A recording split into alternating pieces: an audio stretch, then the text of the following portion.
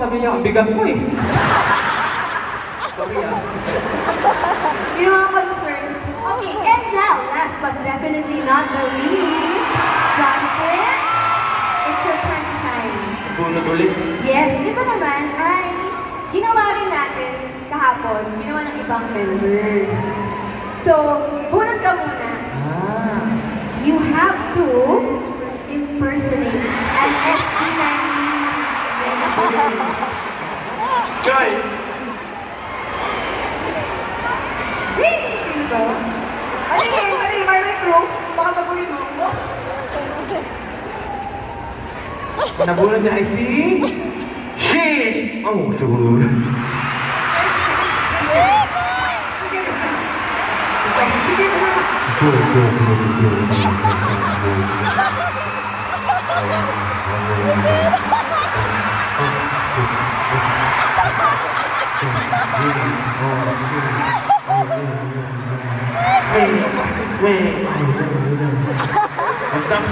Stop.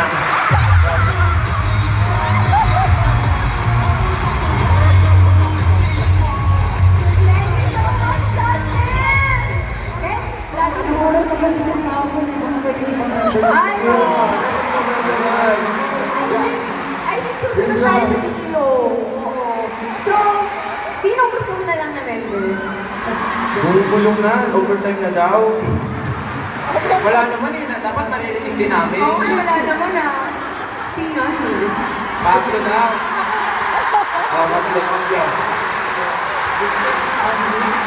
Ikaw bahala, Justin.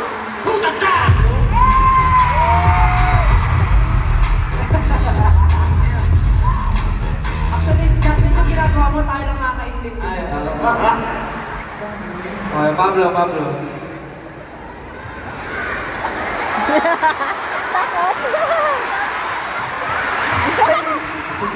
Gusto mo po.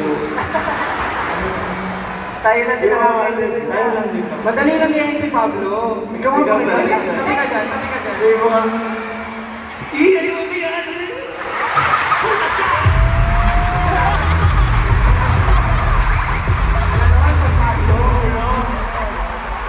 Malikot, no? Malikot. Pablo, gano'n. Sa isang segundo na libod niya na yun.